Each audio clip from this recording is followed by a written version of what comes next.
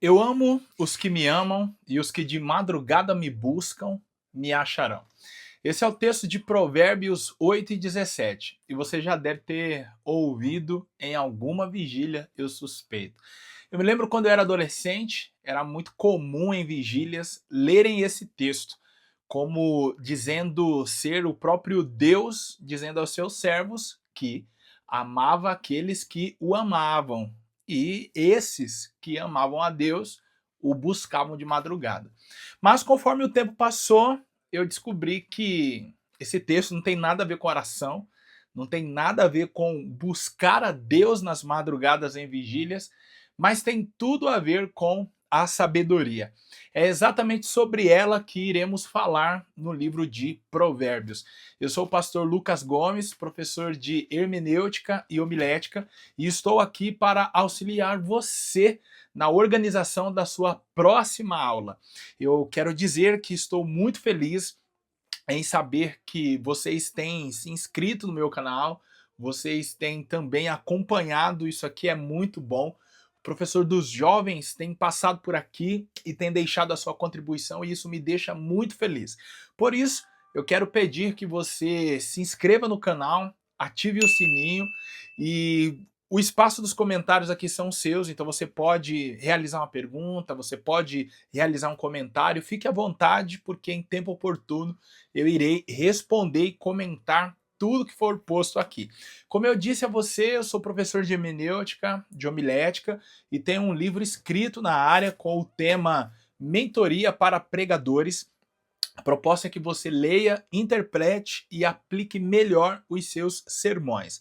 Aqui, como me referi à leitura, você irá aprender a ler o texto da maneira correta, com o fim da interpretação. Também você terá acesso às ferramentas da hermenêutica para interpretação de textos. Então, eu acredito que depois da leitura deste livro, nunca mais as suas interpretações e aplicações serão as mesmas. Esse livro é útil não somente a pregadores, mas também a professores da IBD, porque um professor da IBD precisa aprender a introduzir, desenvolver e concluir uma boa aula, assim como um pregador aprenderá aqui a introduzir, desenvolver e concluir boas mensagens. O segundo livro da minha autoria, ele tem por título Água, ele ainda transforma em vinho. Escrevi baseado em João capítulo 2, quando Jesus operou seu primeiro milagre, transformando água em vinho. Aqui é uma mensagem destinada a casais, então isso quer dizer que se você namora, é noivo ou já casado, independentemente do tempo, tem uma mensagem de Deus aqui ao seu coração. Eu trago algumas curiosidades, como por exemplo, onde estava o mestre Sala, que só apareceu no final da festa e ainda dando a entender que estava por dentro de tudo. Por que o vinho acabou, entre outras coisas, como por exemplo o lugar de Jesus dentro de um relacionamento. Então, ainda que você acredite que este livro é importante para você, você também certamente conhece um jovem, uma jovem que está namorando, é noivo ou recém-casado, que poderá receber este livro de presente. O link para que você conheça melhor as minhas duas obras está aqui abaixo na descrição deste vídeo, então fica à vontade, você poderá clicar, entender um pouquinho melhor do que elas tratam e também, caso queira adquirir, receber no conforto da sua casa em qualquer lugar do Brasil. Para você que se interessa por hermenêutica e quer aprender um pouquinho mais sobre interpretação de textos bíblicos, aqui abaixo também está o link do meu curso de hermenêutica por apenas R$ 47,90. São 8 aulas, quase 9 horas de conteúdo gravado, e se você adquirir essa semana, olha, o benefício está somente para esta semana. Você ganhará uma aula bônus sobre o sermão textual, como montar, quais as suas características. Eu tenho certeza que você vai gostar. Então corre, o link está aí abaixo, adquire o seu. E por último, eu quero convidar você para fazer parte do grupo Sala dos Professores EBD. É um grupo destinado a professores e superintendentes de todo o Brasil.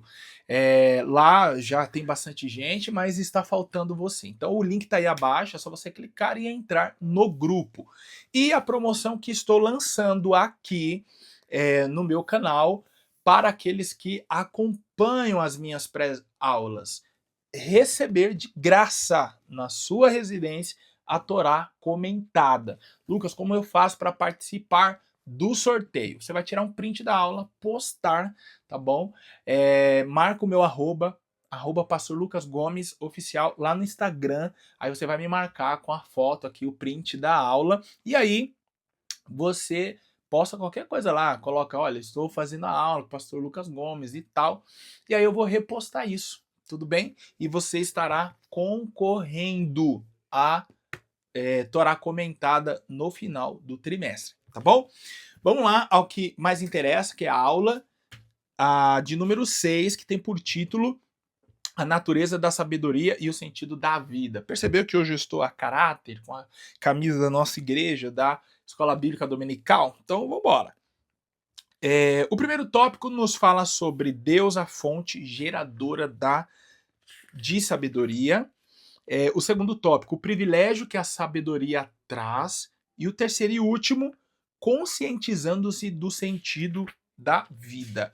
Eu comecei essa aula com uma provocação do texto de Provérbios 17. Eu amo os que me amam e os que de madrugada me buscam me acharão. Porque, de verdade, por muito tempo as pessoas entendiam ou entenderam que esse texto era Deus falando concernente à oração e tal. E assim, eu cansei de ver pessoas citarem esse texto e eu também citei. Eu costumo dizer quando eu dou aula aos meus alunos de hermenêutica que o nosso ouvido ele está viciado. E muitos textos nós reproduzimos versículos bíblicos pensando estar escrito daquela forma, ou ter o sentido que estamos ali apresentando, porque nós ouvimos muitas pessoas e às vezes até pessoas assim de respeito que consideramos, um pastor, um professor da EBD. E aí nós reproduzimos achando ser aquele texto verdadeiro ou a sua interpretação aplicável. No entanto, esse texto está inserido no que em Provérbios se entende como texto que fala sobre a sabedoria. Vamos entender, né, voltar novamente aí a entender o que era Provérbios. Provérbios é um livro que reuniu todos os ditos populares da época. Ditos esses com a finalidade de instruir na presença de Deus o jovem que seria aí um futuro líder na nação de Israel. Então, aqui a figura que é louvada, que é destacada, que é posta como referência é a figura do sábio. Então, obviamente, ele vai desvendar ao jovem o caminho da sabedoria. Para a gente entender bem, sabedoria em nada tem a ver com conhecimento. Conhecimento é aquilo que nós adquirimos e sabedoria é como nós reagimos diante das diferentes situações. Então, quando você age na direção de Deus, o que se sabe, se entende, é que naquele momento você não fez uso de uma sabedoria humana, mas você fez uso de uma sabedoria divina. E Provérbios nos ensina que essa sabedoria é fruto de um relacionamento com Deus. Por isso que em Provérbios nos diz que o temor do Senhor é o princípio da sabedoria. Então, quanto mais você teme a Deus, mais sábio você será. E aí, no capítulo 1, nós temos então Deus como a fonte geradora de sabedoria. A gente precisa entender que o capítulo 8 de Provérbios, ele está escrito, assim como todo livro, em estilo poético. E aqui nós podemos entender que o próprio Cristo está falando, o próprio Filho de Deus está falando como personificado na sabedoria, tá? Então, em nada tem a ver que Cristo foi criado por causa do que aqui está escrito. É uma linguagem poética. Então, o sábio ele está louvando a sabedoria de Deus. E aí nós entendemos que Cristo é a sabedoria de Deus, que Cristo é a palavra de Deus. Então é isso que ele quer nos mostrar aqui no capítulo 1. Ele quer nos trazer uma bela descrição da origem da sabedoria.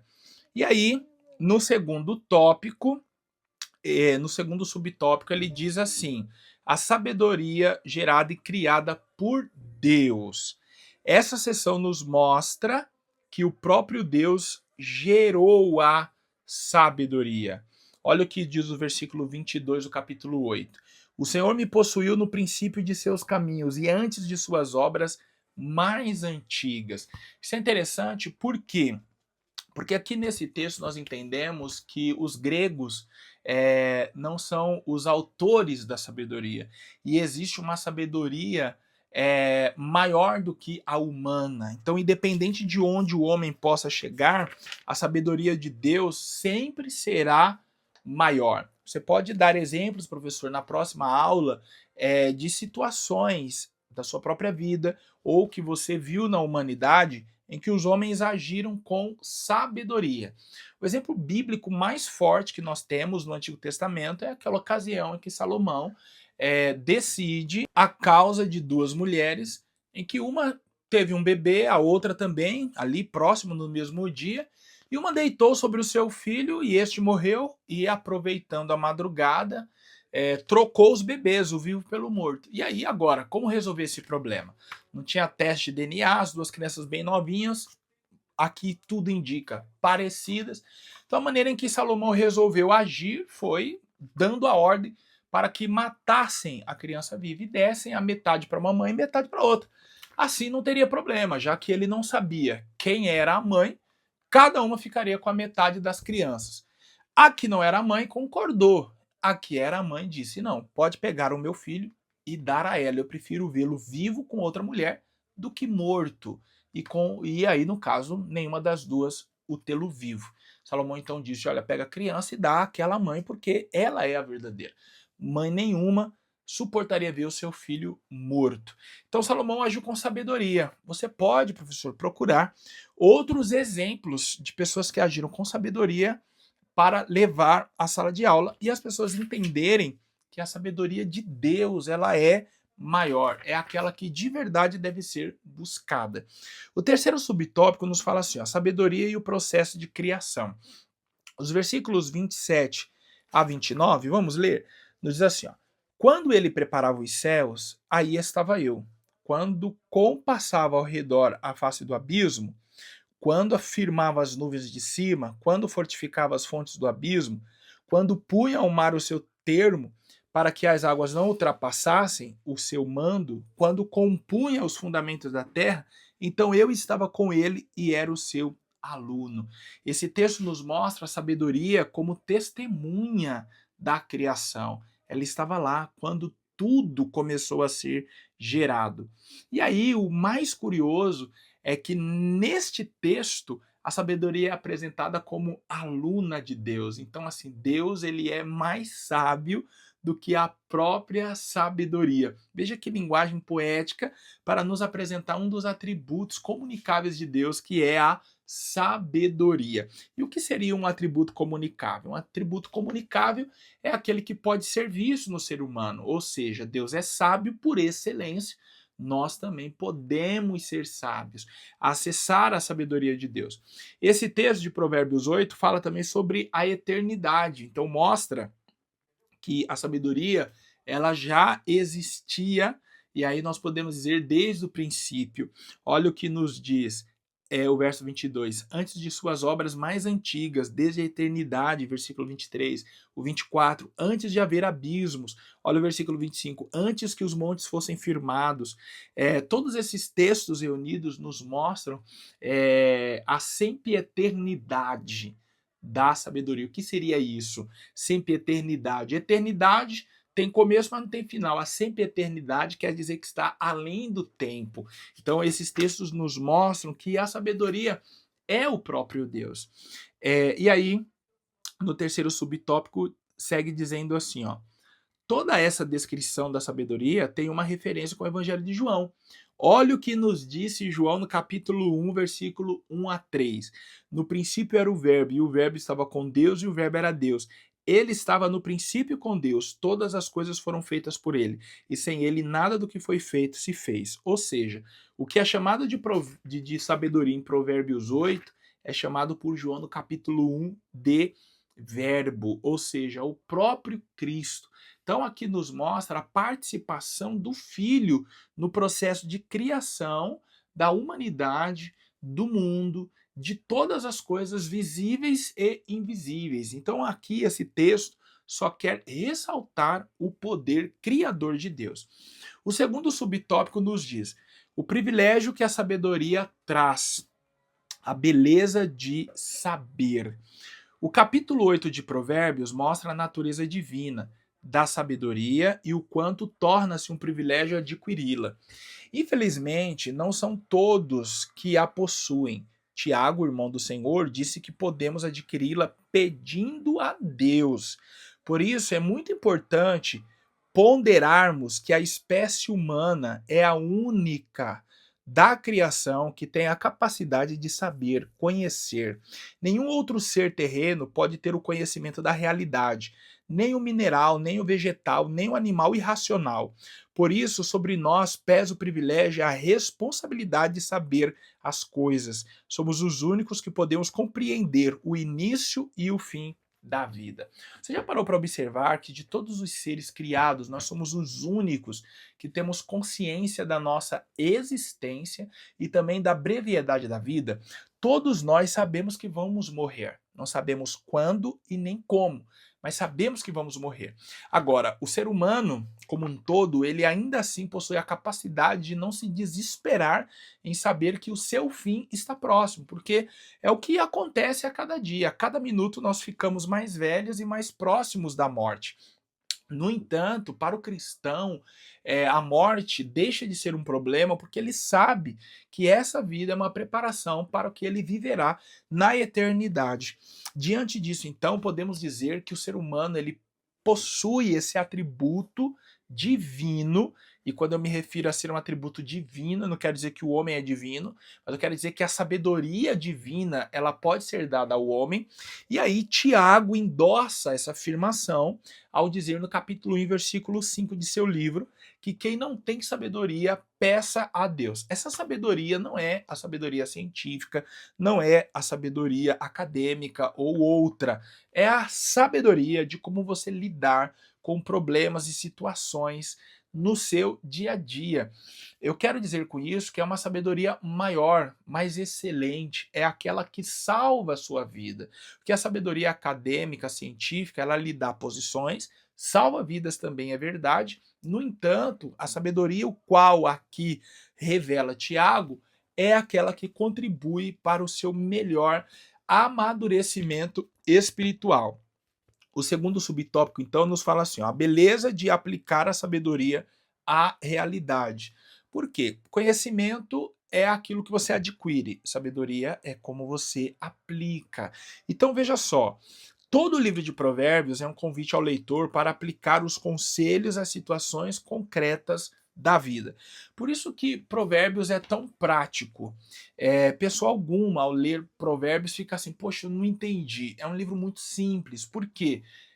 São conselhos aplicáveis à sua vida. São diferentes do que as cartas do apóstolo Paulo, que são doutrinas, são conceitos mais difíceis de entender. Olha o que nos diz então o texto de Mateus 7, 24 e 25. Todo aquele, pois, que escuta essas minhas palavras e as pratica, assemelhá-lo-ei ao homem prudente que edificou a sua casa sobre a rocha. E desceu a chuva, e correram os rios, e assopraram ventos, e combateram aquela casa. E não caiu, porque estava edificada sobre a rocha. Nesse texto, Jesus fala sobre os dois homens que, através de suas atitudes, revelaram se eram loucos ou sábios, se eram tolos ou prudentes. E é interessante notar que as duas casas construídas foram assoladas por ventos, por fortes chuvas e por uma enchente. No entanto, a que foi construída sobre a rocha não caiu. Então, o Jesus está nos mostrando que as atitudes de um sábio elas produzem vida e elas são permanentes e inabaláveis. E aí fica a escolha para você e para os seus alunos no próximo domingo, serem sábios ou tolos. Veja então que, como falaremos a jovens no próximo domingo, nós precisaremos ressaltar a eles uma coisa: eles procurarem o caminho da sabedoria, eles analisarem as suas atitudes e a partir de então entenderem se são tolos ou sábios. E frisar que a partir do estudo sistemático da palavra de Deus, a obediência ao Senhor, é possível se tornar sábio. Porque quanto mais nós nos aproximarmos do Senhor através da sua palavra, mais naturalmente nós corresponderemos biblicamente às situações do dia a dia. O terceiro e último tópico, então, nos diz assim, ó, conscientizando-se do sentido da vida. Olha o que nos diz o primeiro subtópico. É sábio compreender o sentido da vida. Ainda no capítulo 8, o sábio escreve: porque o que me achar, achará a vida, e alcançará a favor do Senhor. Quem acha a sabedoria, acha o sentido da vida, seu propósito a ser desenvolvido no mundo. Por isso, de acordo com o Novo Testamento, Jesus é o sentido da vida do cristão. Então, para o jovem no Antigo Testamento, o sentido da vida estava em encontrar a sabedoria. Então, o homem sábio encontra o verdadeiro propósito da sua vida. Por quê? Ele vai agir de maneira correta em tudo. Ele sempre vai decidir da maneira certa. Não haverá erros nas suas decisões. Agora, no Antigo Testamento, nós entendemos que o verdadeiro sentido da vida está em Cristo. Então é por isso que nós entendemos Provérbios capítulo 8 de uma maneira poética. Um texto sendo aplicado a Cristo. Quando nós nos encontramos com Cristo verdadeiramente, o sentido da vida agora é descoberto. Veja então o que disse Paulo aos Gálatas no capítulo 2, versículo 20.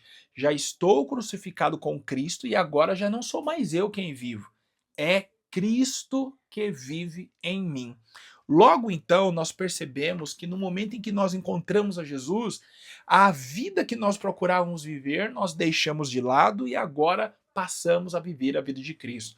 O jovem precisa entender isso com clareza. O que seria viver a vida de Cristo? É você não ter mais pensamentos de promiscuidade, pensamentos de morte, pensamentos negativos, mas você pensar em Cristo, viver a palavra de Deus e todas as suas decisões você se perguntar como Cristo gostaria que eu decidisse. É a vontade de Deus fazer isso? É a vontade de Deus ir por ali? Tomar essa decisão agradaria ao Senhor? Quando nós realizamos essas perguntas, o Espírito Santo nos orienta. E aí, o último ponto que eu quero comentar com vocês é esse aqui, ó. Descobrir a vocação da vida é um desafio bem complexo. Nem todos conseguem responder assertivamente o que deseja ser profissionalmente ou que tipo de vocação deseja desenvolver na obra de Deus.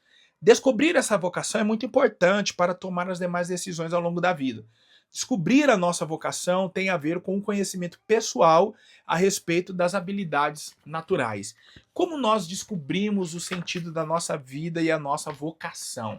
Vocação é aquilo para o qual você nasceu, é aquilo que você sente arder no seu coração, é aquilo que você desempenha com alegria. Na obra do Senhor, não é difícil encontrar a sua vocação. Mas antes é preciso que você esteja disponível para o seu pastor, disponível para o seu líder. Por quê? Será realizando diferentes atividades na igreja que você entenderá qual é a sua vocação.